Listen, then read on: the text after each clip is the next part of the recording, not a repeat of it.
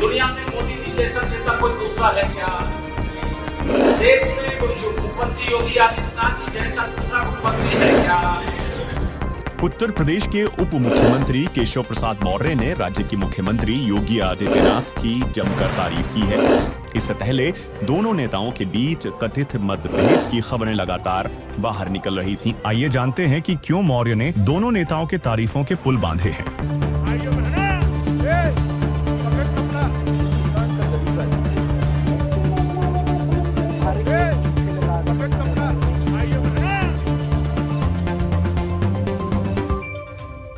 मिर्जापुर विधानसभा क्षेत्र में बीजेपी कार्यकर्ताओं के सामने केशव प्रसाद मौर्य ने कहा कि प्रदेश के हमारे मुख्यमंत्री के नेतृत्व में देश के सभी मुख्यमंत्रियों की तुलना में सबसे अच्छा काम हुआ है। कि हमारी डबल इंजन की सरकार स्वतंत्र भारत के इतिहास में सबसे अच्छा काम कर रही है। दुनिया में मोदी जी जैसा नेता कोई दूसरा है क्या?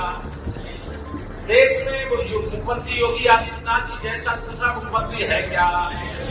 तो जब देश का नेता हमारा दुनिया का सबसे शक्तिशाली है, प्रभावशाली है, और प्रदेश के हमारे मुख्यमंत्री जब पूरे देश के मुख्यमंत्रियों की तुलना हो तो उसमें सबसे अच्छा काम उनकी अगुवाई में किया जा रहा है। मौर्य का ये बयान ऐसे समय में आया है जब सीएम योगी से उनके मतभेद की खबरें सुर्खियों में रही हैं। कयास यहां तक लगाए जा रहे थे कि बीजेपी की यूपी सरकार में बड़ा बदलाव हो सकता है। मतभेद के इन कयासों को तब बल मिला था जब पिछले महीने 14 जुलाई को लखनऊ में बीजेपी की राज्य कार्यकारिणी की बैठक में लोकसभा चुनाव में पार्टी के यूपी में खराब प्रदर्शन के लिए दोनों नेताओं ने अलग अलग वजहें गिनवाई थीं। सीएम योगी ने अति आत्मविश्वास को यूपी में पार्टी के खराब प्रदर्शन का कारण बताया था। वहीं दूसरी तरफ केशव प्रसाद मौर्य ने कहा था कि संगठन सरकार से बड़ा होता है। तब मौर्य के बयान को योगी सरकार के खिलाफ टिप्पणी के तौर पर देखा गया था। ऐसे में केशव प्रसाद मौर्य के ताजा बयान पर कई लोग हैरत जता रहे हैं कि उनके रुख में अचानक बदलाव कैसे आया। वरिष्ठ पत्रकार कहते हैं कि केशव प्रसाद मौर्य बुरी तरह आहत हैं और योगी के खिलाफ उनका विद्रोह शांत नहीं होने वाला है। इसमें उनको केंद्रीय नेतृत्व का भी समर्थन हासिल है, लेकिन यूपी में होने वाले विधानसभा उपचुनाव को देखते हुए उनका सुर बदला है। लोकसभा चुनाव में यूपी में बीजेपी को बड़ा झटका लगा है। ऐसे में पार्टी लोगों को ये मैसेज देना चाहती है कि योगी ही कमांडर हैं। वहीं उत्तर प्रदेश में बीजेपी की राजनीति को करीब से जानने वाले वरिष्ठ पत्रकार ब्रिजेश शुक्ल केशव प्रसाद मौर्य के बयान में आए बदलाव को थोड़ा अलग तरीके से देखते हैं। उनका मानना है कि केंद्र ने केशव प्रसाद मौर्य को फिलहाल चुपचाप रहने को कहा है।